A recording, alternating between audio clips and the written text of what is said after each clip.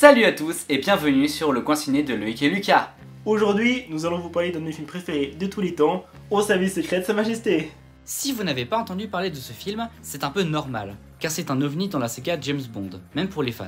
C'est déjà le seul opus de la saga où James Bond est interprété par George Lazenby, un illustre inconnu pour les non-fans de la saga. Ça n'aide pas non plus que ce film soit sorti entre deux Sean Connery à la fin des années 60. Ce film est aussi connu auprès des fans pour être le seul où Bond se marie avec une James Bond girl. Si, c'est vraiment arrivé. Et les fans savent ce qui s'est passé après. Mais comme on est sympa, on va pas vous spoiler ici. Si on voulait vous parler de ce film aujourd'hui, c'est parce que son action se déroule essentiellement dans notre pays, la Suisse, et qu'on a récemment eu la chance de retourner visiter son lieu de tournage principal, le Pays de Gloria. L'occasion pour nous de vous donner rapidement notre avis sur ce film avant de vous emmener sur les traces de son tournage. Alors comme je le disais, ce film est l'un de mes préférés de tous les temps. Il est deuxième dans mon classement de la saga entre Permis de tuer avec Timothy Dalton et un troisième film boudé par la critique qu'on ne révélera pas encore car on y consacrera potentiellement une vidéo. Il faut savoir que George Lazenby n'était pas encore acteur au moment de prêter ses traits à 007. Dites-moi, qu'est-ce que vous faisiez avant? Mannequin. Avant ça, vendeur de voitures. Et mécanicien. Et vos parents? Ma mère est commerçante. Mon père s'occupe d'un terrain de bowling. Qu'est-ce qui vous intéresse dans la vie? Ouais, c'est tout mon problème. Je ne me suis jamais fixé nulle part. Il avait enchaîné différents boulots comme mannequin et prof de karaté, ce qui se ressent dans les scènes de combat car Lazenby était très impliqué dans ses cascades, même dans ses lasquis. Son Bond a aussi montré plus de sentiments humains que Sean Connery et Roger Moore, ce qui est surtout démontré dans le fait qu'il tombe amoureux. Comme il n'avait aucune expérience d'acting au moment de jouer Bond, Lazenby a un jeu d'acteur plus sobre et moins théâtral que les autres acteurs, et sa performance a été critiquée, même si nous on le trouve très convaincant. Il est très différent de Connery dans le sens où il a plus de failles et a tendance à plus facilement se louper pendant sa mission. Si vous avez vu nos autres vidéos sur la saga, vous savez ce qu'on pense de son prédécesseur. C'est vrai que quand on pense à un James Bond plus humain et tourmenté, les spectateurs modernes ont tendance à penser à Daniel Craig, alors que Lazenby et surtout Timothy Dalton ont déjà eu droit à ce type de traitement des années en arrière. Le Bond de Lazenby est aussi le premier à agir selon son propre jugement, plutôt que de suivre les ordres de M sans poser de questions. C'est tellement désolant que Lazenby n'ait pas convaincu les critiques à la sortie du film, car c'est selon nous un bon James Bond, à la fois physique et sentimental, ce qui en fait un des plus complexes et des plus proches du personnage des romans de Fleming. La James Bond girl de ce film, Tracy, interprétée par la regrettée Diana Rigg, que les spectateurs modernes ont peut-être reconnue dans Game of Thrones, est également un personnage plutôt bien écrit et plus consistant que la plupart des autres Bond girls de l'époque. Elle a en effet une psychologie assez approfondie et va avoir droit à une évolution intéressante au cours du film, passant d'une pauvre fille en dépression à la femme joyeuse et comblée de James. En plus d'être la seule femme à épouser Bond dans les films, c'est une des premières à s'impliquer dans l'action et à sauver la vie de Bond. Le méchant de ce film est le némésis de Bond, Blofeld, joué par Telly Savalas, et c'est pour moi une des meilleures versions de ce personnage, en particulier parce qu'il peut rivaliser avec Bond à la fois sur le plan physique et psychologique, même si c'est vrai que c'est difficile de croire que c'est le même personnage qu'on a vu dans les films précédents. Son plan se démarque aussi légèrement de ceux des autres méchants de l'époque en termes d'originalité. Et sa seconde, Irma Bunt, est une très bonne antagoniste. Froide, menaçante, et sans doute détestée pour son rôle dans la scène finale. Côté M6, M a un nouveau droit à un développement intéressant, et même Moneypenny sert enfin à quelque chose. Par contre, Q est plus en retrait, mais a tout de même un échange inhabituel avec Bond durant son mariage.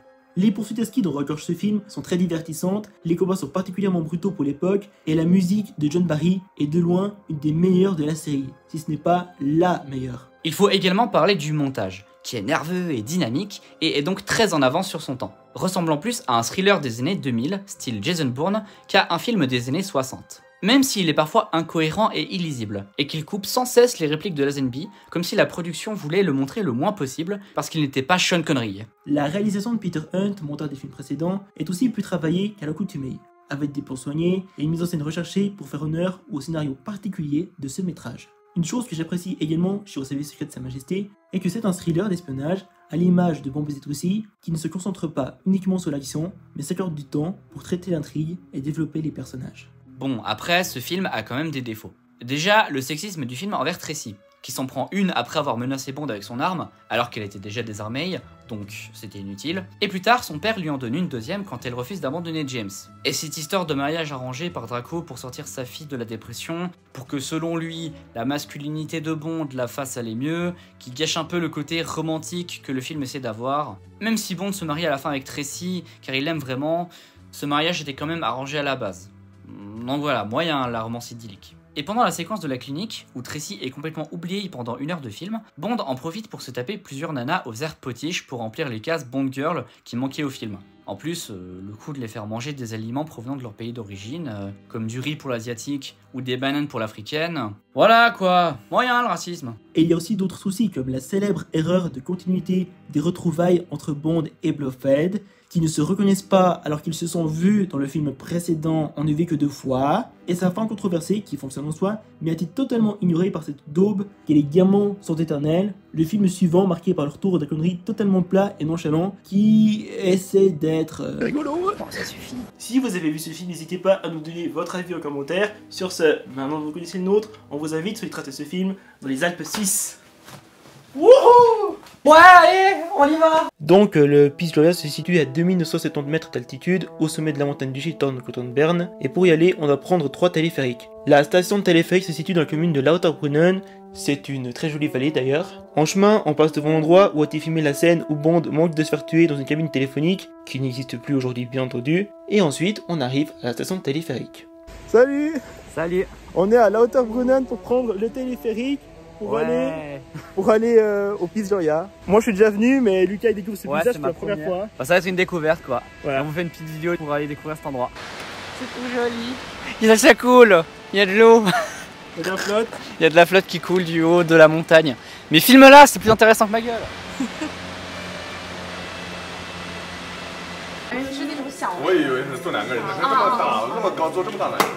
Et c'est parti pour un donjon de 80 étages.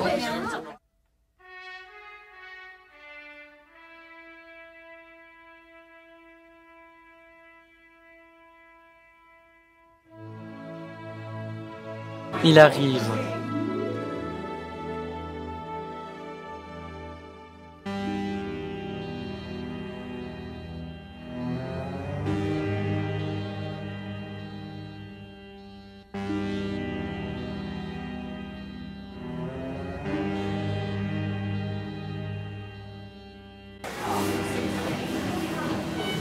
Me voilà là, face au temps.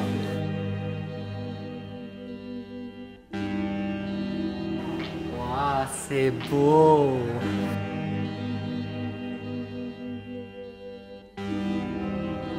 Concrètement, l'endroit est plus exactement comme avant, mais là, on a toujours, vous le savez si vous avez vu le film, les barreaux qui sont restés intacts, voilà, qui sont d'origine.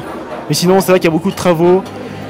L'endroit, il a perdu un peu de son aura d'avant, on va dire ça comme ça. Bon, pour info, mon cher Lucas, il faut rien poser ici, parce que là, ça tourne. Hein. Voilà.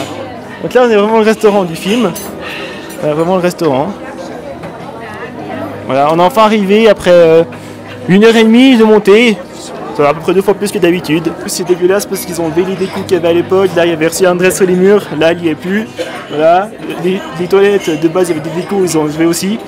Alors, comme je suis sympa, je vais vous montrer des photos que j'avais prises les autres fois que j'étais venu. Voilà. Tout ça, rien que pour vous.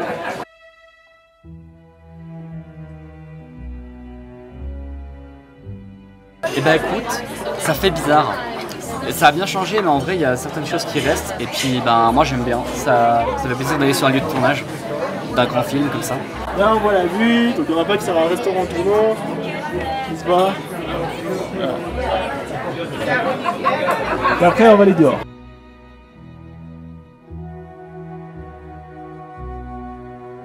Alors là, à l'époque, il y avait les Zombies Savants qui jouaient au curling.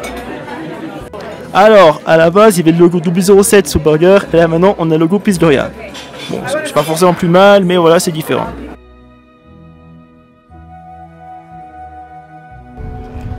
Je suis tombé amoureux. Ouais, la 4x4. Non. Je suis tombé amoureux de ça. Alors, tu veux épouser ce paysage? Oui, Parfait. on est déjà mariés.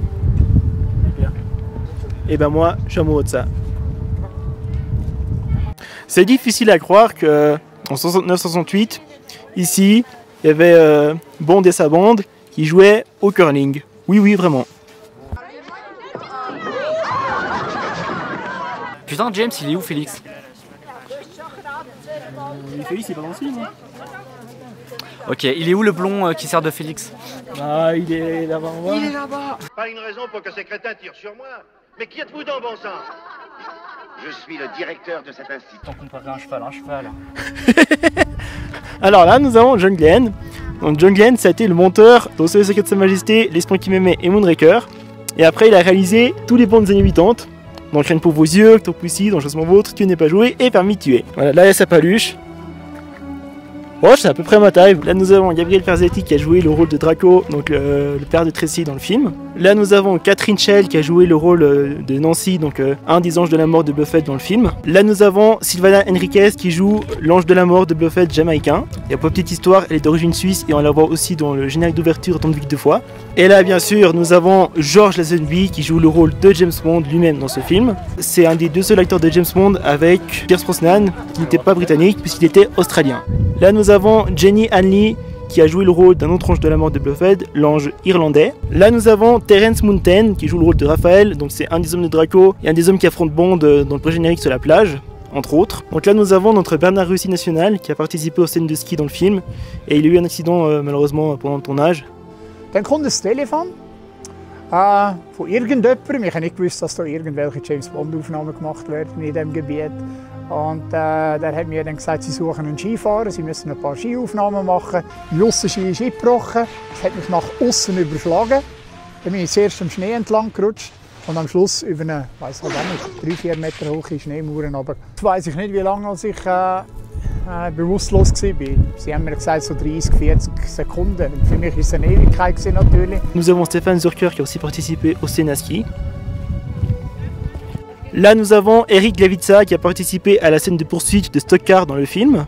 Là nous avons Eddie Stacy qui a été coordinateur des cascades de la seconde équipe du film et aussi doublure de George Lazenby pour ce film. Ah là là, se retrouver ici, entouré de tous ces acteurs qui ont posé leurs mains sur ces... Je sais pas ce que c'est, des pièces de ciment. Ça fait quelque chose. Ça fait quelque chose. On sent, en fait, on sent que cet endroit a accueilli ouais, l'équipe du film et que ça se ressent encore aujourd'hui, je trouve. L'impact qu'ils ont eu dans ces lieux. Je trouve ça très appréciable et tout. Oui. Puis ouais, bah c'est juste le cadre est magnifique quoi. Il y a les montagnes, il fait beau, il y a les acteurs. Alors là, faut pas avoir le vertige. Hein. Mais en tout cas, la vue est magnifique, ça personne ne peut le nier. Alors là, on a les affiches sur Le Secret de Sa Majesté dans différentes langues. Ouais.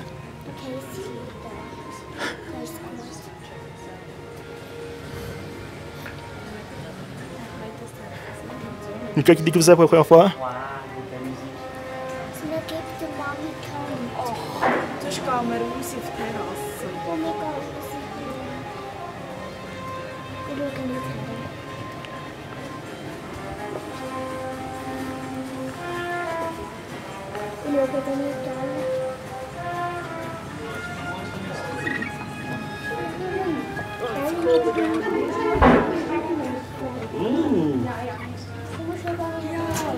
Voilà, le fameux truc. Là on a le storyboard, là on a le machin. Enfin pardon, le portrait. Qu'est-ce que je ferais sans vous, Monet Penny? La comparaison de la Lazenby avant, après. Voilà comment il faut faire des storyboards.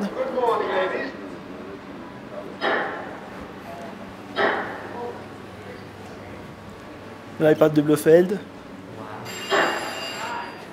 Ça c'est pas mal quand même. Ça c'est féminin je crois. Là c'est l'appareil qu'on voit dans le film aussi. Hélicoptère. Alors on a Lucas qui prend la pause.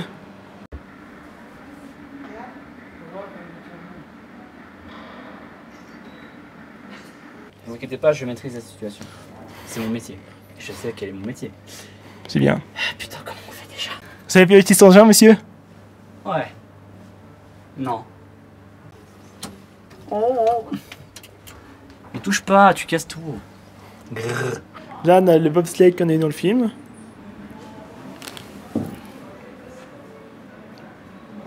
Allez, le petit Loïc qui se lance à bord de son bobsleigh.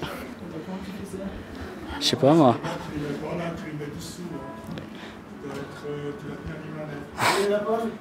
C'est où les manettes? Ah, il a lancé un truc. Qu'est-ce que c'est? Ah, mais il y a un jeu vidéo là. Un jeu vidéo. Comment je tire? Pas comme ça.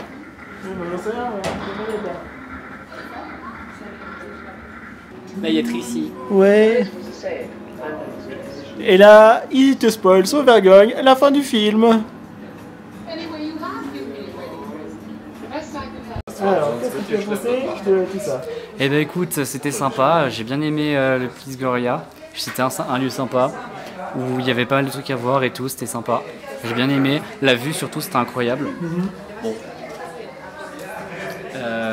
Niveau souvenir et tout, ben il n'y avait pas grand chose d'intéressant, mais c'est pas très grave. Ouais, c'est vrai. Et puis sinon, ouais, ben. Je dirais que c'est plus un lieu touristique qu'un vrai lieu de culte autour de James Bond, mais c'était quand même sympa. Ouais, bah, de base, je me souviens un peu plus ça à l'époque. Ouais. Et toi? Bah, moi, c'est vrai que je suis un peu plus déçu par rapport à avant, parce qu'avant, il y avait un peu plus de trucs. Puis là, en plus, entre le monde et les travaux, c'est vrai que c'est pas idéal, mais c'est toujours un plaisir de revenir ici. En plus, on va découvrir ça à Monsieur Luc. Ouais. C'est vrai que si on a l'occasion d'y aller, c'est pas tout le monde qui a la chance d'y aller, donc faut profiter si on peut y aller. Ouais, c'est vrai. Mais si tu loupes pas la caméra, après, après tu vas faire que tout mon soleil, ça. Ouais, non, t'inquiète.